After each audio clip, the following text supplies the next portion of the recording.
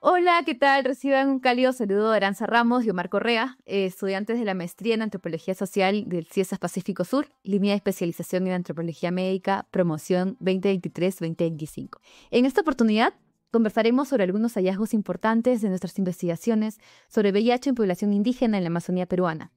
Esto con el fin de socializar y dialogar reflexiones antropológicas sobre las problemáticas sociales que atraviesan los pueblos indígenas en América Latina y las múltiples dimensiones que configuran los procesos de salud, enfermedad, atención en nuestros contextos. Esta iniciativa forma parte de las actividades de redistribución social del programa de posgrado, así como de nuestro compromiso como estudiantes becarios del Consejo Nacional de Humanidades, Ciencia y Tecnología CONACYT. Esperamos que disfruten de esta conversación. Yo soy Omar Correa Solís.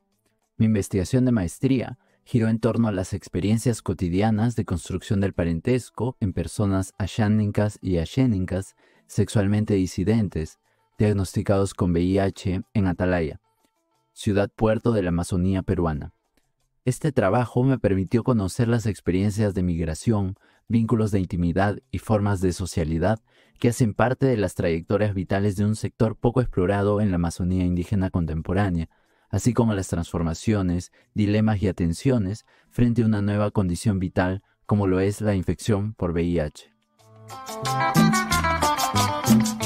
Hola, ¿qué tal? Mi nombre es Aranza Ramos y yo trabajé con mujeres indígenas que tenían diagnóstico positivo de VIH. Mi trabajo de campo lo hice en comunidades nativas del distrito de Cepagua, ubicado en las cuencas del río Urubamba, en la Amazonía suroriental del Perú. A través de esta investigación pude conocer un poco más de cerca los dilemas de estas mujeres, las negociaciones que enfrentan cotidianamente, pero sobre todo la agencia con la que ellas mismas están explicando su diagnóstico, están negociando sus tratamientos y están viviendo su maternidad.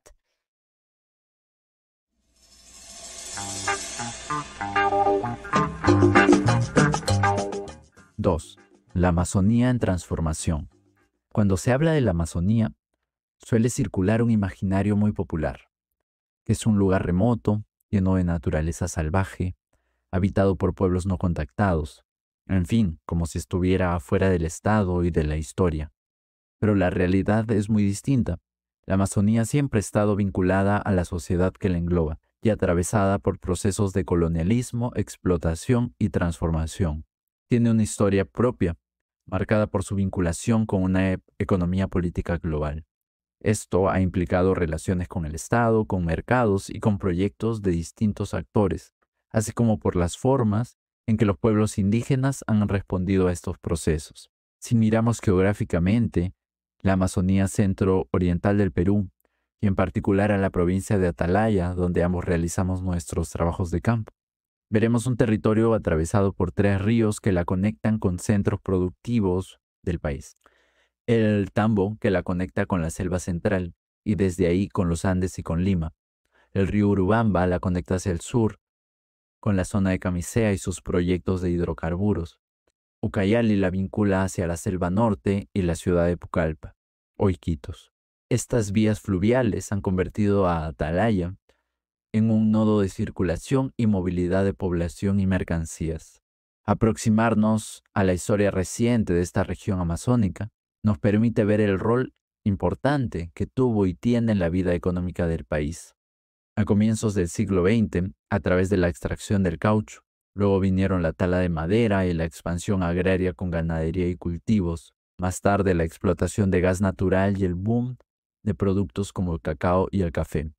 En las últimas décadas, la circulación de coca asociada al narcotráfico se ha convertido en una actividad fundamental de la provincia. A la par hay procesos sociales que han dejado huella, sobre todo en el último siglo. Entre ellas podemos mencionar el auge de la economía cauchera y la violencia que trajo contra la población indígena, las misiones de la Iglesia Católica y la más reciente expansión de iglesias evangélicas, los proyectos de colonización interna impulsados por el Estado, las migraciones andinas y de la selva central, muchas de ellas motivadas por el conflicto armado interno. Y en el plano político institucional, la creación de la figura de la comunidad nativa, que transformó los asentamientos indígenas, en paralelo al crecimiento de la infraestructura estatal, escuelas, postas de salud, carreteras, oficinas públicas. De esa forma, la ciudad de Atalaya se ha consolidado como un espacio urbano que refleja toda esta historia. Es un espacio que emerge del encuentro entre colonos mestizos y población indígena amazónica. Concentra instituciones estatales, colegios, institutos, centros de salud, oficinas de ministerios y organizaciones privadas, desde ONGs hasta una universidad religiosa, con un programa de educación intercultural bilingüe para jóvenes indígenas. Además, está atravesada por un mercado urbano muy dinámico en constante intercambio con lo rural. Cepagua, por su parte, es un centro más pequeño y más rural, pero con un papel clave en la dinámica del Bajo Urubamba. Fue moldeado por la economía del caucho y la presencia misionera católica, y hoy sigue siendo un nodo de paso hacia zonas de explotación de hidrocarburos. Cepagua y las comunidades alrededor están conformadas principalmente con población indígena de los pueblos Pano y Arawak. Sin embargo, también existe una importante presencia de mestizos provenientes de los Andes. Por eso, pensamos tanto a Atalaya como a Cepagua como espacios interétnicos, es decir, lugares donde conviven distintos tipos de gente, al decir del antropólogo Peter Gow. Esta convivencia está atravesada por desigualdades y tensiones relacionadas con la historia de hegemonía colona sobre las poblaciones indígenas, pero también por formas cotidianas de negociar el encuentro y la relación con la alteridad. 3. El VIH en la Amazonía peruana. Todos estos procesos históricos de los que venimos hablando no solo transformaron la economía y los territorios amazónicos, también marcan las condiciones de vida y los propios cuerpos, atravesados por desigualdades y por lo que Paul Farmer denomina violencia estructural. En el Perú, eso se refleja en el hecho de que las tasas más altas de transmisión del VIH se concentran precisamente en la Amazonía, sobre todo entre población joven y trabajadora. Esto nos lleva a entender que el VIH no puede pensarse únicamente como un virus, sino como un fenómeno íntimamente ligado a la manera en que la Amazonía se inserta en los circuitos extractivos y en las desigualdades que estos generan. Trabajos precarios, migraciones constantes, movilidad por ríos y carreteras en condiciones vulnerables, e incluso relaciones sexuales marcadas por fuertes asimetrías de poder. Los datos lo muestran con claridad. Según el Centro Nacional de Epidemiología y la Red Nacional de Epidemiología del Ministerio de Salud de Perú, entre 2020 y 2024, la región Ucayali, donde ambos realizamos nuestras investigaciones, tuvo una tasa de incidencia de VIH de 59.7 casos por cada 100.000 habitantes. Para ponerlo en perspectiva, esta cifra duplica con creces el promedio nacional, que está en 25.5 casos por cada 100.000 habitantes. Y si miramos más de cerca, el panorama es aún más elocuente.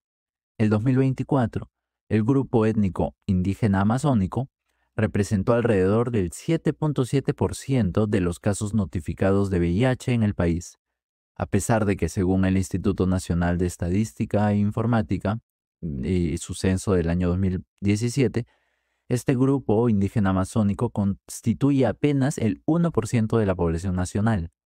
Dentro de este grupo, el pueblo aguajón concentra poco más de 2/3 de los casos notificados, con un 67%, seguidos por la población asháninca y axéninca, que en conjunto representan más del 18%.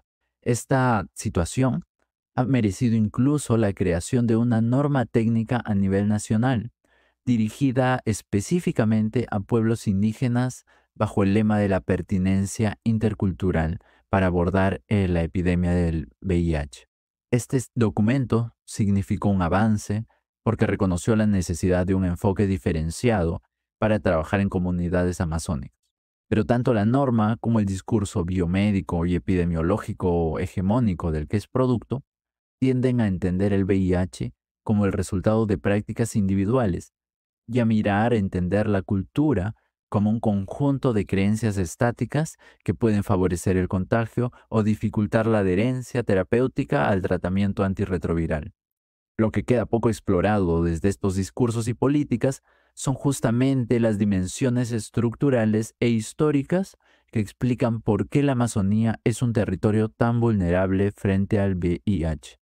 El peso del extractivismo, la precariedad del trabajo y la migración, además del racismo institucional, quedan invisibilizados desde enfoques como estos.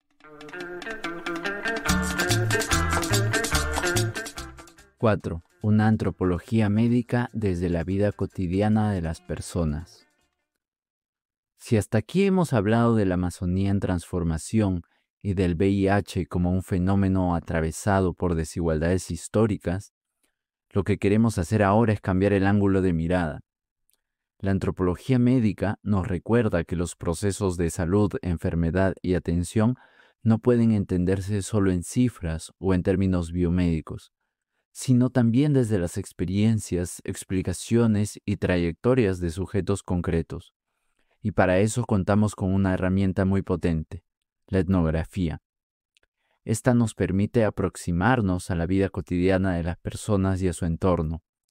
Nuestro trabajo de campo se desarrolló en un periodo de 3 meses, en el cual fuimos generando rapport y conociendo las dinámicas personales, familiares y locales de nuestros interlocutores. A través de técnicas como las historias de vida, la observación participante, las entrevistas en profundidad y las conversaciones cotidianas, nos aproximamos a las experiencias de vida tras el diagnóstico de esta condición de salud cronificada. Es decir, buscamos entender cómo las personas vivían la condición del VIH, los itinerarios que ponían en marcha para atenderse y las estrategias que encontraban para recomponer aspectos vitales que entraban en tensión luego del diagnóstico. Desde esta perspectiva, inspirados en reflexiones de la antropología de la salud en la Amazonía, entendemos que el padecimiento o lo corporal no preexisten a lo social. Por el contrario, los cuerpos y los sujetos se van produciendo en los intercambios de convivialidad, en la sustancia, el alimento, las técnicas corporales y las relaciones con los otros. Desde ahí es que queremos compartir lo que encontramos en campo. Más que confirmar el argumento de la violencia estructural, lo que nos interesó fue tomar en serio a las personas que habitan estas experiencias crónicas desde sus propios términos y acciones. Ver tanto los dilemas que se abren, más allá de lo estrictamente terapéutico, como los modos creativos que despliegan para sobrellevar y negociar esta condición. A continuación, les contaremos un poco de los hallazgos que nos deja este trabajo en relación al parentesco, la socialidad y el género, así como la relación con el sistema biomédico y otras formas de entender la salud.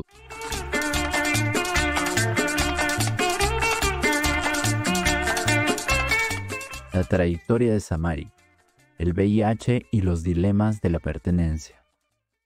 Cuando conocí a Samari, ella vivía en la casa de Illich, un amigo suyo, a quien me presentó como un amigo que la consideraba como familia. Él la había acogido en la ciudad luego de ser hospitalizada por una infección a raíz de su diagnóstico.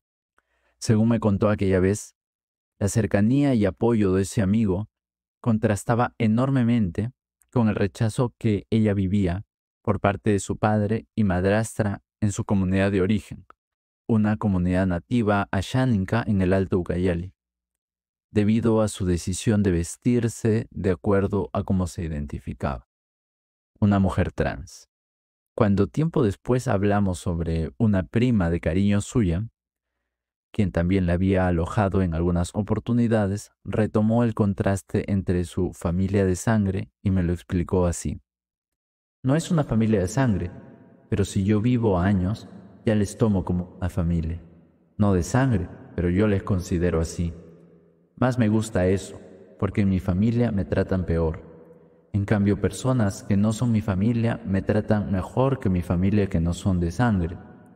Ellos piensan de uno. Si salen a comer a la calle, me traen cualquier cosa para compartir. Si se comen eso, no se comen solitos, Si se comen una sandía, me dejan un pedazo. O si tienen más plata, me compran una para mí. Eso agradezco yo. También cuando uno está mal, se preocupan. ¿Qué tienes? ¿Qué necesitas? ¿Qué te ofrezco? Se preocupan. Ya, vamos a comer esto. Te voy a calentar eso. Así son, buena gente.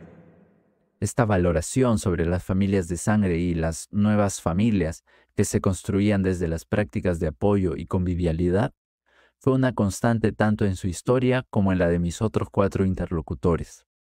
Si bien todos procedían de comunidades nativas asháninkas y ashéninkas e incluso una moxigenga, todos habían atravesado procesos migratorios hacia otras ciudades. Los había motivado el acceso a dinero, algunos intentos de acceder a educación superior y en general nuevas experiencias vitales. Entre ellas, la posibilidad de relacionarse sexoafectivamente con varones y habitar cuerpos feminizados, o como ellos nombraban coloquialmente, poder ser chivitos en espacios urbanos menos vigilantes sobre sus relaciones o sus corporalidades. Estas experiencias habían sido oportunidades de construir nuevas relaciones y espacios de pertenencia, así como de reafirmar o disolver vínculos familiares de origen. Estas relaciones tenían como eje prácticas cotidianas de intercambio, apoyo, consejo, alimentación, sexoafectividad.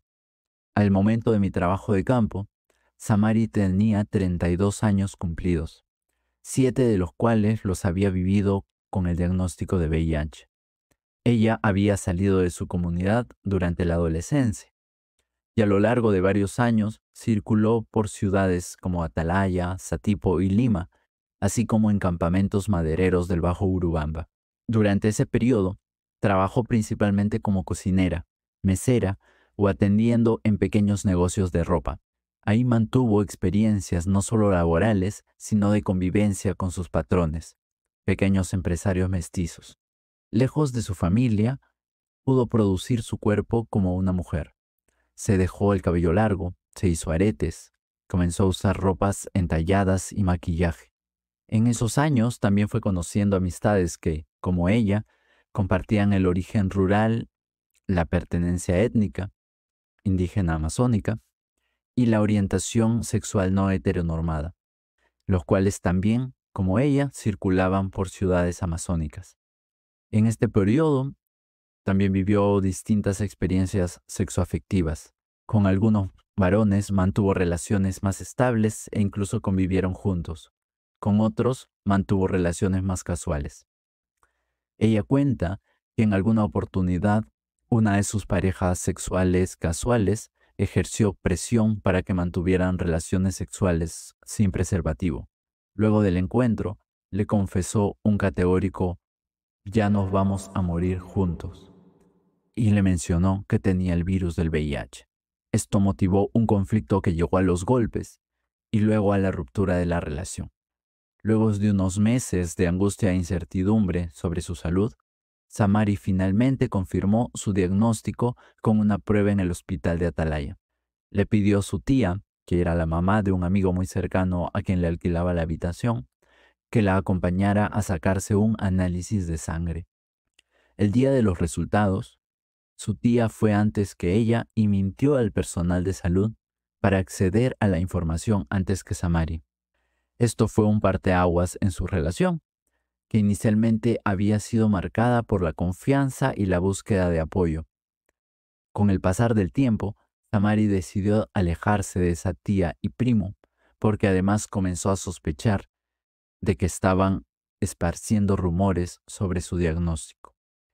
Ella recordaba que tuvo 6 amigas trans que murieron a causa del SIDA y encontraba en su recuerdo una motivación para no tener el mismo fin, a pesar de los fuertes efectos secundarios que implicó el inicio de la medicación antirretroviral.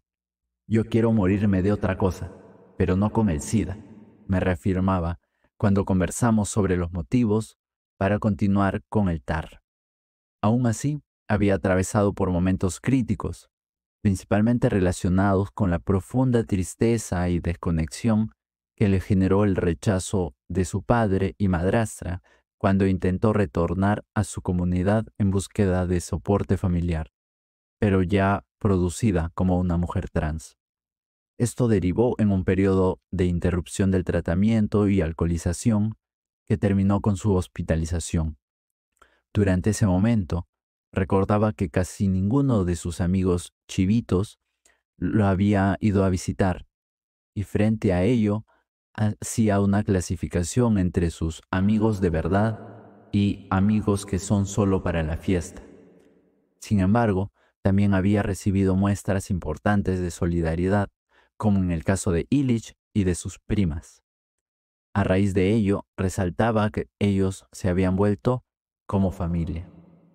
Algo así había ocurrido también con uno de los técnicos de la Unidad de Atención Médica Periódica del Hospital de Atalaya, encargado de hacerle seguimiento como parte del tratamiento antirretroviral. Con él, Samari fue construyendo una relación de confianza a lo largo de los años. Esta fue alimentada por las visitas a su casa, los códigos de humor e intimidad con los que abordaba su seguimiento, o la flexibilidad para otorgarle la medicación mensual, sabiendo de sus frecuentes viajes. En el momento de su hospitalización, incluso la había apoyado con algún dinero, lo cual era recordado por Samari como un gesto que disminuyó su malestar en un momento tan crítico. Aunque no están contemplados en ningún protocolo de atención intercultural, estos gestos eran fundamentales. Mostraban que la relación no era solo terapéutica, sino social. Eso incidía, desde la opinión de Samari, en su propia adherencia al tratamiento. Sin embargo, este tipo de vínculos no suelen ser reconocidos por las políticas sanitarias ni hospitalarias, ni pensado dentro de lo que se supone es lo intercultural. Más bien, en los últimos años se generaron cambios de personal y la escasez de medicamentos ha llevado a controles más rígidos sobre el reparto de las pastillas. Estas prácticas, que desde la lógica institucional buscan orden, para Samari y mis demás interlocutores, eran leídas como actitudes mezquinas, que reforzaban la sensación de distancia y alteridad en la relación con el hospital y el sistema biomédico público. Esto me permitió reflexionar que, aunque en la antropología médica se suele resaltar a las redes de parentesco como un recurso clave para afrontar procesos de salud, enfermedad, atención, los hallazgos de esta investigación permiten recordar que el parentesco no es algo estático o que existe de antemano.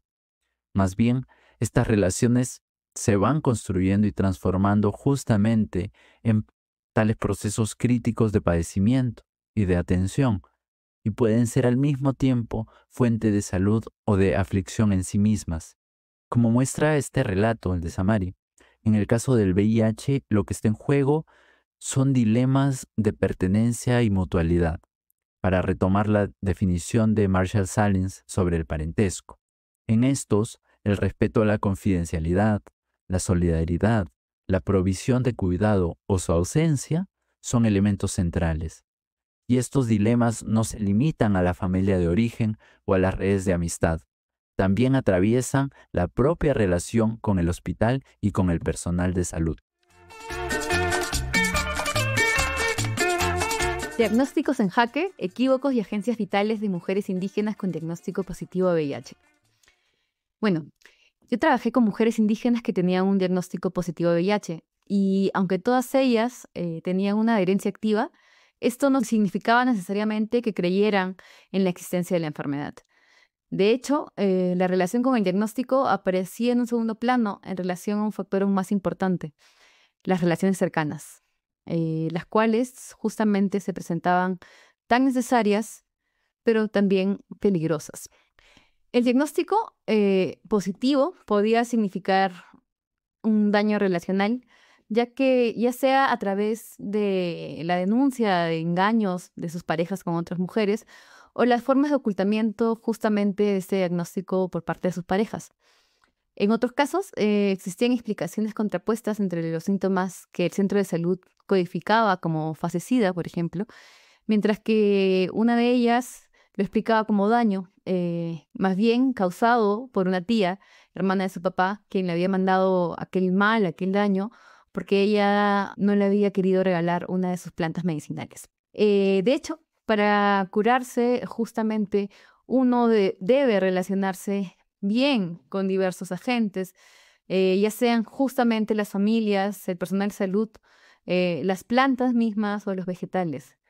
Todos estos son agentes que representan poder y con los que es necesario negociar la proximidad a partir justamente del lenguaje del parentesco. Así, el hablarle bonito a las plantas, por ejemplo, el ser solidaria con tus vecinos o hacerse amiga de la obstetra, representaban formas de agenciarse salud, recursos y apoyo tanto en la vida cotidiana como en procesos críticos de la salud. Bueno, esta investigación muestra cómo el manejo de las relaciones sociales y el conocimiento son también una moneda de cambio tan o más importante que el mismo dinero, ya sea en la vida cotidiana como en los procesos de crisis de la salud. Así, lo que puede curar o dañar justamente son estas relaciones sociales, dejando a veces en un segundo plano el propio diagnóstico de VIH. De hecho, estos hallazgos nos permiten problematizar los discursos oficiales y las prácticas del sistema médico estatal, ya que estos resumen la salud a la medicalización y la enfermedad a un desconocimiento de la población indígena. Y de hecho, un tema importante que la antropología nos permite notar es que la salud y la enfermedad, justamente en este encuentro entre el centro de salud y las poblaciones indígenas, pueden implicar un equívoco. Con equívoco hago referencia a lo que Viveros de Castro propone como equívoco controlado, el cual designa la situación en la que dos actores usan una misma palabra, una misma categoría, pero no se refieren al mismo mundo ni a las mismas entidades al hablar de ello, ¿no? Sean estas poblaciones indígenas con los antropólogos mismos o dos colectivos con ontologías distintas. Partir un poco de la comprensión de que bajo una misma categoría se implican formas distintas de comprender el cuerpo, la salud y la enfermedad es un punto clave en el trabajo etnográfico. Este ejercicio es hecho desde la antropología médica por José Antonio Kelly, quien justamente la usa como una herramienta etnográfica para pensar los encuentros entre las poblaciones amazónicas con la biomedicina y el Estado. Kelly nos enfatiza que ese equívoco no es un obstáculo, sino el espacio mismo de la relación y que, aunque implica asimetrías de poder estructurales que hay que notar, también existe agencia en las explicaciones, en las prácticas y en las negociaciones que las poblaciones indígenas tienen sobre estas categorías equívocas, ¿no? Como pueden ser salud, cuerpo, enfermedad. Así, la adherencia al tratamiento tiene más que ver con intereses prácticos de estas poblaciones en cuestión de tener al alcance recursos tecnológicos y relacionales que necesariamente en un convencimiento de que ese sea el único y el mejor tratamiento, o que incluso crean necesariamente en que la enfermedad existe del todo. De hecho, había mucha duda al respecto. Otro equívoco que entra en discusión y en disputa en este contexto en el que trabajé es la maternidad. Bueno, para el sistema biomédico, para el sistema estatal, la maternidad es una de las estrategias de adherencia más eficientes, ya que se captan a las mujeres desde la gestación y se busca su consecuente medicalización para evitar lo que se denomina transmisión materno-infantil, aunque bueno, esta categoría excluye de la ecuación también a los progenitores varones, al mismo tiempo que continúa o mantiene un estigma en el que VIH se transmite por alguien, específicamente las madres, y no justamente de una generación a otra. En esta práctica, el papel de los varones no solo es olvidado durante la gestación, sino también durante todo el proceso de atención. De hecho, muchas veces las que tienen una adherencia activa son las mujeres, mientras que sus parejas, varones heterosexuales, no se asoman al centro de salud o a veces ni siquiera tienen el diagnóstico. La maternidad, además, es usada como una forma de persuasión por parte del centro de salud. Se apela al hazlo por tus hijos, hazlo por ellos, que también implica una carga de culpa, de miedo, de responsabilidad que se increpa a las mujeres, ¿no? Sin embargo, cuando estas mujeres con el diagnóstico positivo desean tener hijos o simplemente quedan embarazadas porque lo quieren, y van al centro de salud, se les vuelve a culpar por no cuidarse. En ese sentido, la maternidad para el centro de salud pareciera que es funcional en tanto sirve a los intereses de la herencia, pero no a los intereses de la propia agencia. Esto no busca satanizar el sistema de salud. De hecho, pueden existir intenciones genuinas de ayudar a la población. Sin embargo, estas intenciones tienen que matizarse y problematizarse, porque también pueden estar implicando una revictimización y una estigmatización de estas mujeres. Es necesario problematizar que se fomente esta centralización de la atención en un solo miembro de la familia, en ellas. Por su parte, las mujeres indígenas hacen práctica de su maternidad desde elementos que muchas veces terminan cuestionando las moralidades biomédicas. De hecho, temas como la problematizaciones sobre la intervención y medicalización de sus propios cuerpos tras el diagnóstico, la manera en cómo cuidan a sus hijos o dejan con otros familiares y los circulan entre familiares, o cuando deciden tener hijos luego del diagnóstico positivo, nos muestran dilemas y negociaciones sobre la maternidad y el cuidado que a veces desafían estas exigencias y nociones biomédicas de una buena maternidad. En ese sentido, si vivir con VIH ya supone una forma de vulnerabilidad estructural, las experiencias de estas mujeres revelan el peso de ser las únicas a quienes se les exige cuidar de sus hijos, mientras sus parejas, familias e instituciones de salud ofrecen apoyos débiles, precarios o a veces nulos. Aún así, estas mujeres ejercen su maternidad y proyectos vitales bajo sus propias moralidades, cuestionando de esta forma modelos normativos que pretenden definir quién puede maternar y cómo.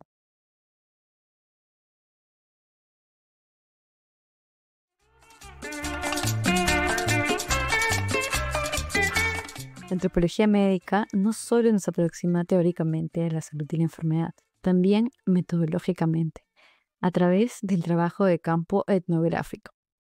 Esto implica compartir con nuestros interlocutores, ya sea tiempo, comidas, caminatas, el ir al río, el tomar masato, el compartir también preocupaciones, miedos, tristezas, incluso silencios, aunque claro, también risas, juegos, bromas, chistes, así como sus propios proyectos y deseos. En suma, son los momentos cotidianos en los que uno comparte de sí y en los que también aparecen reflexiones sobre la salud y la enfermedad, así como sobre la vida y la muerte.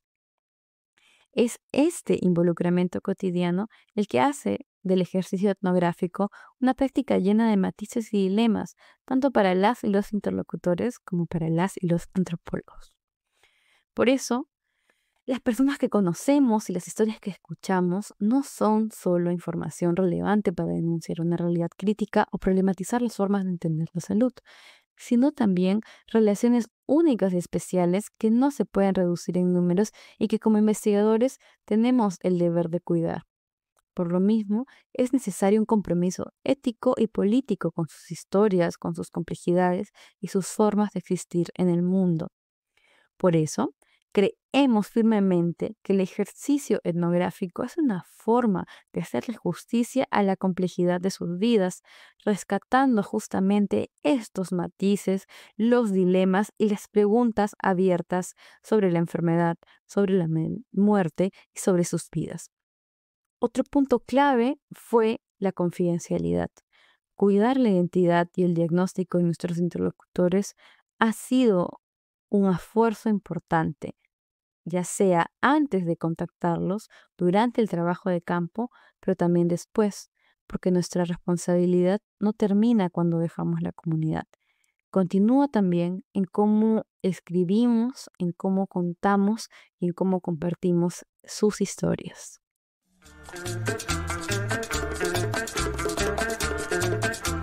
Esperamos que estas reflexiones sirvan para abrir más conversaciones, diálogos y discusiones sobre salud en poblaciones indígenas de América Latina, porque creemos que pensar la salud más allá de las instituciones biomédicas no solo es un ejercicio de la antropología o la antropología médica, sino de todas las personas comprometidas con un bienestar global que tomen en cuenta a las poblaciones históricamente marginalizadas y a los problemas estructurales, así como a la autonomía que se ejerce en estos contextos.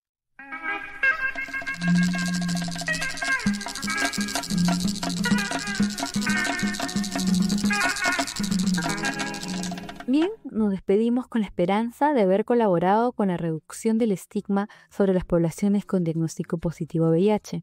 Nuestras investigaciones dan pistas para comprender al VIH no como un diagnóstico individual y aislado, sino como un producto social íntimamente ligado a violencias cotidianas, vulnerabilidades estructurales y relaciones coloniales. Sin embargo, también evidenciamos cómo las poblaciones indígenas se aproximan desde explicaciones agenciales, produciendo parentesco, conocimiento y salud en sus propios términos. A modo de cierre, queremos agradecer a las comunidades de Atalaya y Cepagua, especialmente a nuestros interlocutores e interlocutoras y amigos quienes nos abrieron las puertas de sus casas y sus vidas. Para ellos, todo nuestro agradecimiento, compromiso y cariño. También queremos agradecer al CIESAS Pacífico Sur, a nuestra directora de tesis, Lina Berrio, y a todo el equipo encargado de producir este canal de difusión. Aplaudimos la enorme labor que se realiza en este canal y animamos a continuar con esta plataforma tan necesaria para socializar, divulgar y democratizar el conocimiento producido. Finalmente, queremos agradecer también a México, a sus instituciones de calidad y a la beca CONACYT, hoy CECITI, por su compromiso con la investigación, la educación pública de calidad y su apuesta por tender puentes con las antropologías latinoamericanas. Estamos enormemente agradecidos por esta oportunidad de haber cursado un programa de posgrado de alta calidad y de poder habernos dedicado exclusivamente a especializarnos y a investigar durante estos 2 años. Así también felicitamos la apertura por enriquecer el diálogo con investigadoras, con investigadores y estudiantes de otras latitudes de Latinoamérica. ¡Que viva América Latina!